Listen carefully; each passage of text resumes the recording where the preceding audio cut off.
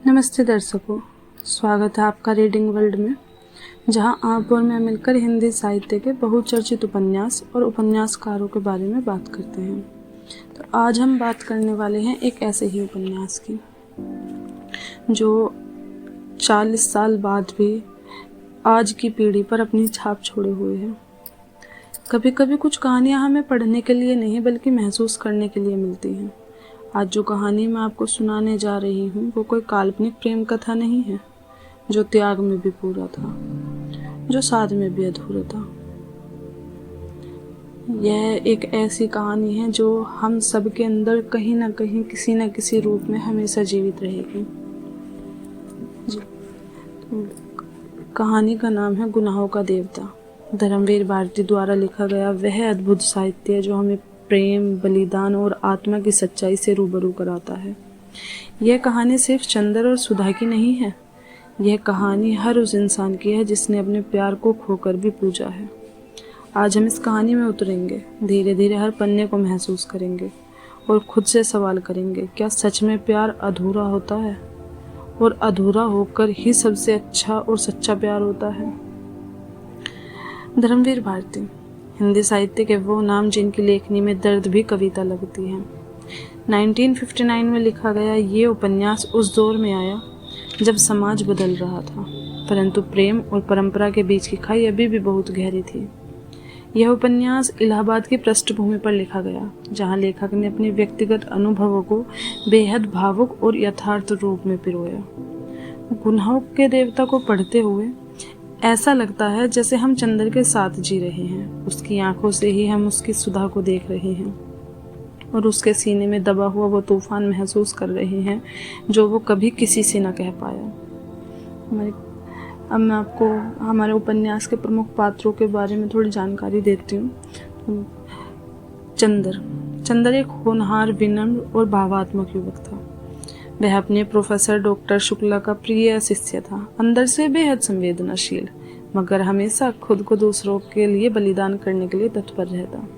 सुधा doctor Shukla की बेटी, चंदर की आत्मा तो उसी के साथ जुड़ी हुई थी, चंचल, प्यारी और अंदर से गहराई में डूबी हुई। सुधा एक ऐसी लड़की थी जो चंदर को खुद से ज्यादा जानती थी। डॉक्टर शुक्ला पिता और प्रोफेसर दोनों की भूमिकाओं में एक आदर्श व्यक्ति। उनका रिश्ता सुधा और चंदर दोनों से ही बहुत गहरा था। बिंदिया और पम्मी, दो ऐसे किरदार जो चंदर की जिंदगी के मोड़ बनते हैं, मगर कभी कभी उसका दिल नहीं जीत पाते, क्योंकि कहीं ना कहीं उसका दिल तो हमेशा सुधा के पास ही था।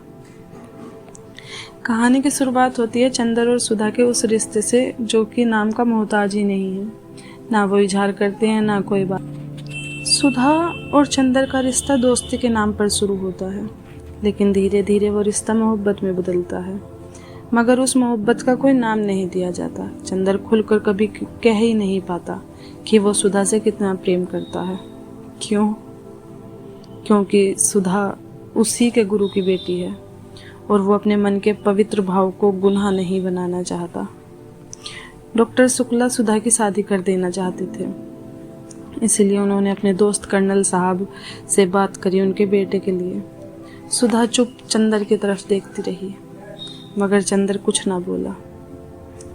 चंदर भीतर से टूट रहा था, मगर वो चुप था, क्योंकि उसे लगता था कि सुधा की खुशी में ही उसका प्यार है।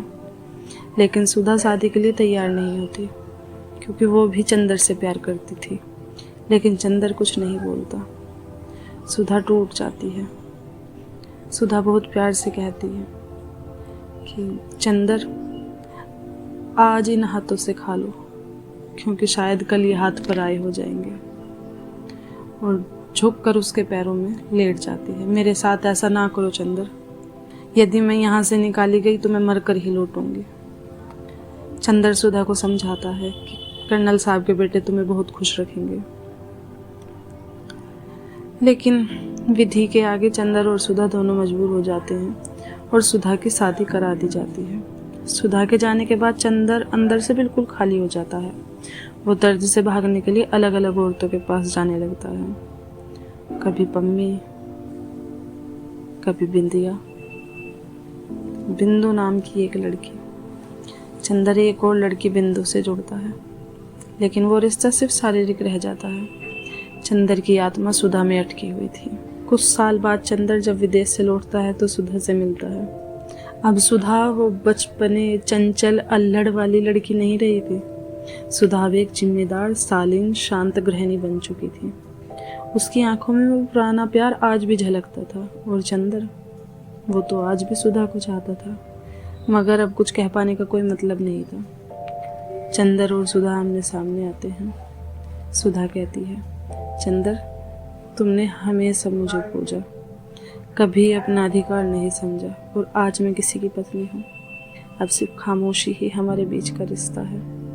और फिर दोनों चुप हो जाते हैं। एक खामोशी जो सब कुछ कह जाती है। कुछ समय बाद खबर आती है कि सुधा की तबीयत बहुत खराब है। चंदर आनन फानन में सुधा से मिलने जाता है। वो जाकर चारपाई के पास बैठ जाता है और सुधा का हाथ पकड़कर कहता है, चलो उठो, खड़ी हो, ऐसे लेटी हुई जरा अच्छी नहीं लगती। सुधा अपने ही गिने भयावह ख्यालों में खोई रहती है।